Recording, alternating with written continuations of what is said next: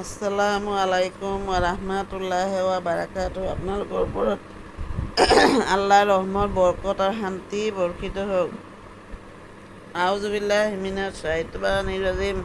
বিসমিল্লাহিৰ ৰহমানিৰ ৰহিম। খেদা খোৱা শয়তানৰ প্ৰচলনৰ পৰা আল্লাহ তুমি আমাক ৰক্ষা কৰা। পৰম কৰুণাময় পৰম দয়ালু আল্লাহ তাআলাৰ নামত আৰম্ভ কৰোঁ। আজি সূৰা আতুৰ এখন পৰ্বতৰ নাম। সূৰাটোৰ 16 নম্বৰ আয়াতৰ পৰা 20 নম্বৰ আয়াতলৈকে পঢ়ি শুনাব খুজিছোঁ। আশা কৰোঁ আপোনালোকে শুনি অশেষ সৱাব অৰ্জন কৰিব পাৰিব। এতিয়া তালৈ যোৱা, দগ্ধ হোৱাগৈ। তোমালোকে সহ্য কৰিব পৰা বা নোৱাৰা সেয়া তোমালোকৰ বাবে একেই। তোমালোকে যি কৰিছিলা তাৰে প্ৰতিফল দিয়া হৈছে। পুণ্যৱান লোকসকল উদ্যান আৰু সুখ-সম্ভোগত থাকিব। তেওঁলোকৰ প্ৰভুৱে তেওঁলোকক যি দিব সেয়া তেওঁলোকে উপভোগ কৰি থাকিব আৰু প্ৰভুৱে তেওঁলোকক জাহান্নামৰ শাস্তিৰ পৰা ৰক্ষা কৰিব।